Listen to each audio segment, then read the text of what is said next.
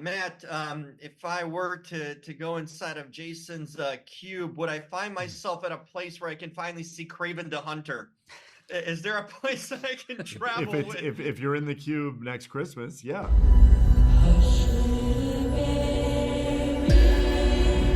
Who are you? I live here with you. Charlie! Daniela! Have you done something to them? I don't know who you're talking about. It's Jason. You know me. I've never served you. It's not funny. Just tell me you know who I am. I've never seen you before in my life. I just need answers. You built the box. Behind every door in there is a version of your life. It's Jim Alexander with Real Talker. How's it going, fellas? Hey Jim, How how are you doing? you? How you doing? Doing well. But first of all, I just want to let both of you know I drove by the actual Logan Square yesterday, and nothing crazy to report. Things have settled down finally in the area, so It's good to know. It's good to know. Yeah. That's really funny. Blake, I'm gonna ask you: was that just like a random choice of a sort of a town in Chicago, or do you have history with Logan Square? We're just kind of curious. For me, it's a real place, by the way, for those of you that might not know. I'm curious of your history with it. So I was sitting in a bar called Longman and Eagle in Logan Square in 2014 when I sort of broke the book and realized the story and the characters and had the first like inkling of what it could be. And so for me, it was always going to be a love letter to Chicago because Chicago was the city that kind of I feel gave me this idea. Wow. Okay. Well, I'm proud. I'm even more proud to be from the area. Then. That's awesome. I guess it's a two-part. Man, you can react to this. Blake, what the hell was going through your mind to come up with such a beautiful story, but so complex also with numbers, but also so relatable? I mean, I'm wondering when you were in Logan Square, these ideas started popping into your mind. What was going on? What inspired this? Because it is the most fascinating thing I've probably seen in a long time. Oh, thank you. It's great. I was going through a midlife crisis sort of and looking at all the doors I didn't open in my past and wondering what if, and the book became a sort of, writing as a way of self-therapy for me. And that was like it's a snapshot of where I was, as I think a lot of art is for the artists when they write or create something. It's a little bit of a window into what they're wrestling with at the time. And this is what I was wrestling with, the path not taken. Interesting.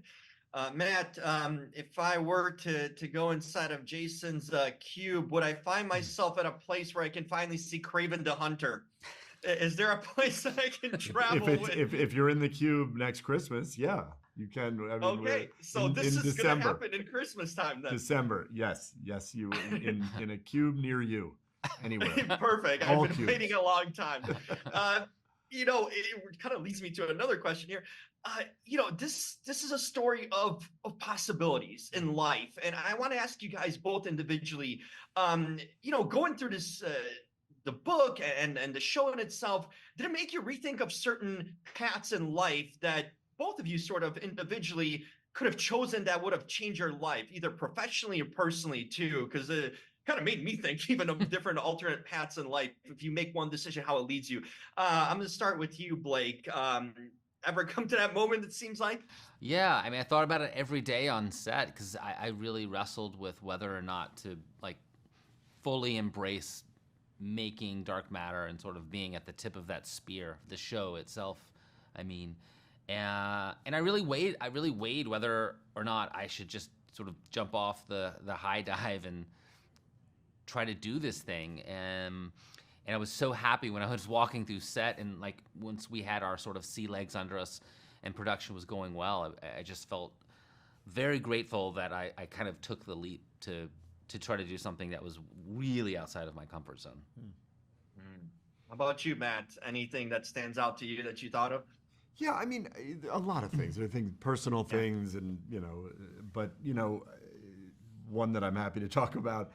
I changed my career radically about a little over a decade ago. I was a studio executive, and I just, was president of a studio and decided one day I wanted to be a producer, and I wanted to sort of, step into another version of this career. And people thought I was out of my mind, because why would you change what's going well? And I'm incredibly happy that I did. I'm sitting here. This is. But yeah, those are scary moments. They're exhilarating, but they're also terrifying. And I think they're really healthy. It's healthy to ask yourself, is this what I need? Is this where I want to be? But those are seminal moments. So. Well, you guys seems like are on the right path. So good decisions were made. We got this show done, and people are in for a ride. And so am I. I'm only 2 episodes down, but I'm just letting it to the universe to see where it takes me. So fantastic job. Hopefully you guys work again together. Thank you, dude. Thanks so much, Good to dude. see you. Take care. Thank you. This is great. Thanks, Bye. fellas. And I can never